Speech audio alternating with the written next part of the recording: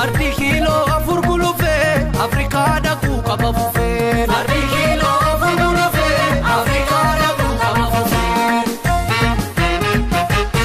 Yaalli Bishooftuu Finfinnee irraa kiiloomeetira 47 kibba bahaatti fagaattee kan argamtu yoo taatu hundeeffamni ishii daandii baaburaa yookaan hadiida Finfinneedhaa ka'ee Jibuutii dhaqu gubbaarratti. Daandii hora Arsadii fi hora Bishooftuu jidduu qaxxaamuree dabru gubbaarratti buufanni baaburaa ijaarame. Baaburri Jibuutiidhaa Finfinnee yoo dhufu shaqaxa adda addaa kan akka soogiddaa, abujaadee, bunaa fi kan kana fakkaatan buufata Bishooftuu kana irratti daldaltootaaf buusee dabra ture. Naannuma buufata kanaatti manneen tokko tokko ijaaramuu jalqaban. Bishooftuun akka magaalaatti bara 1917 hundoofte. Yeroo hundoofama ishii baay'inni uummataa 300 akka ture ragaan mana qopheessarraa argamee ni ibsa. Maqaan Bishooftuu jedhu jecha afaan Oromoo bishaan jedhu irraa kan dhufeedha. Kunis bishaanoftuu dachee bishaaniin badhaate jechuudha. Bara 1947 mootummaan Haile Sillaasee maqaa Bishooftuu jedhu jijjiiree Dabra Zayit jedhee moggaasee ture. Kufaatii dargii booda maqaa ishii kana kan ganamaatti deebitee Bishooftuu yookaan bishaanoftuu jedhamtee waamamuu jalqabde. Magaalaa Bishooftuu keessa haroowwan 5 kan jiran yoo ta'u ollaa ishii ammoo kiiloomeetira 7 irratti hora hadhoo kiiloomeetira 12 irratti ammoo horri kiloolee ni argama. Bara 2005 isaanis magaalaa Bishooftuu jala galanii jiru. Haroowwan kunis hora Harsadii, hora Bishooftuu, Baabboo Gaayyaa, Korriftuu, Calalaqaa, hora kiloolee fi hora hadhoo jedhamu. Horri hadhoo magariisa waan taateef jootni Giriinleek jedhuun. Haroon Calalaqaa dur waggaa guutuu kan hin maddine. Allaattiin baay'een kan irra jiraatu ture. Ganna ganna bishaan kallattii hundaan itti yaa'ee lafa bal'aa waan uwwisuuf ni calalaqa. Kanarraa ka'ee maqaa kana argate jedhu maanguddoonni fi barreessitoonni seenaa. Bishooftuun bara 1996 akka lakkoofsa Habashaa labsii lakkoofsa 65 muraa 96 riiformii magaalotaa baheen magaalaa sadarkaa tokkoffaa taatee bulchiinsa mataa ishee horattee hundoofte. Horri Harsadii akkuma jirutti ta'ee magaalaa Bishooftuu addunyaa irratti akka beekamtu kan ishee taasise keessaa tokko humna qilleensaa yookaan Air Force Itoophiyaa kan keessatti argamu ta'uu ishiiti. Bal'ina lafaa fi baay'ina uummata magaalaa Bishooftuu bara 2005 akka lakkoofsa biyya kanaa lakkoofsi isaa yoo geggeeffamuu baatellee daran dabalee jira. Gandootni baadiyyaa duraan of danda'anii aanaa ada'aa jala turan kan akka ganda Gurbaa, ganda Garbichaa, ganda Qaajimaa fi gandi Qurquraa fi Dambiin magaalaa Bishooftuu jala galanii jiru.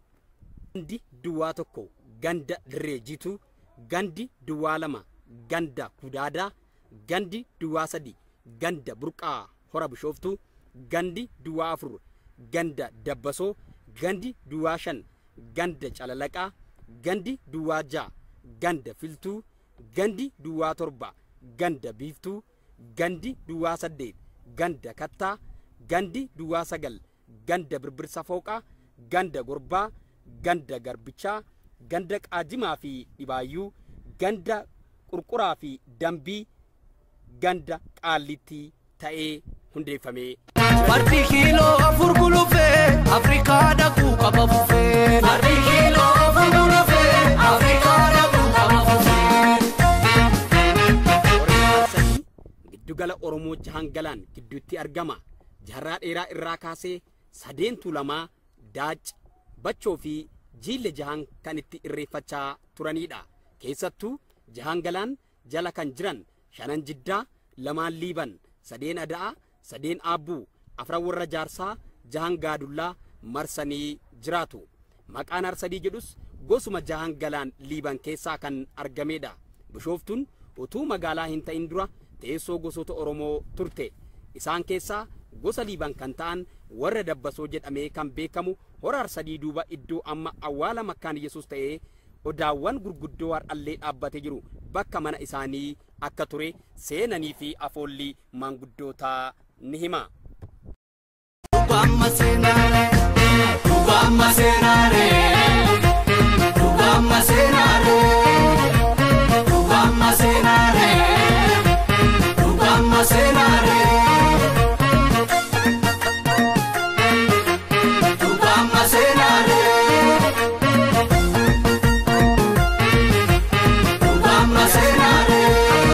bakka giddugala Oromoota maraa sababiif sablammoota biyya keenya keessa jiranii fi turistoota idil addunyaa iddoo hawwata turistii biyya kanaa laaluu barbaadaniif iddoo filatamtuu jalqabaa ta'aa dhufuurraa darbee calaqqee sirna gadaa Oromoo taatee bakka mallattoon eenyummaa uummata Oromoo itti mul'atuu fi itti argamu giddugala tokkummaa uummata Oromoo bakka jaalalaa fi madda tokkummaa ta'uu dandeesseetti.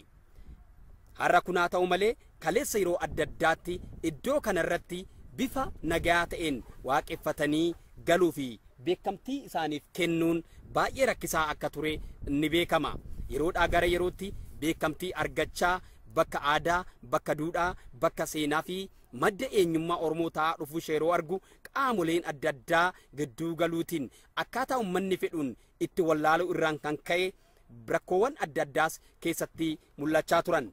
Haa ta'u malee ergaa hoggantoonni fi geggeessitoonni adda dureen haaromsaa uumamanii mataa uummata kanaa walitti qabuudhaaf onnee fi keessoo qeerroof qarree Oromoo dargaggoota fi shamarran Oromoo hayyuu fi yumni saba bal'aa waan inni fedhu wajjinii fi waan aadaan gaafatu erga beekamtisaa kennanii waggoottan lamaan amma darban kana madda nageenyaa ta'uu dandeesseetti.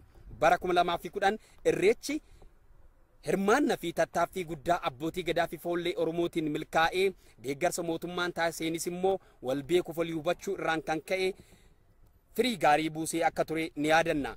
Bara kana keessumattuu erga eenyummaan Oromummaa namni ofitti deebi'uudhaan ofitti amanummaan isaa dabalee asitti irreechi bifa guddaa kana namni bal'aan amma kana irratti argame sabaa fi sablammoonni Oromoo hin taaneef naannoo Oromiyaa keessa hin jirrellee irratti hirmaatanii turistoonni idil addunyaa hedduun irratti hirmaatanii ogeeyyonni miidiyaa 268 ol ta'an akka ragaan biiroo aadaa fi turizimii Oromiyaa ibsutti madda tokkummaa, madda jaalalaaf madda nageenyaa ta'uu danda'eera.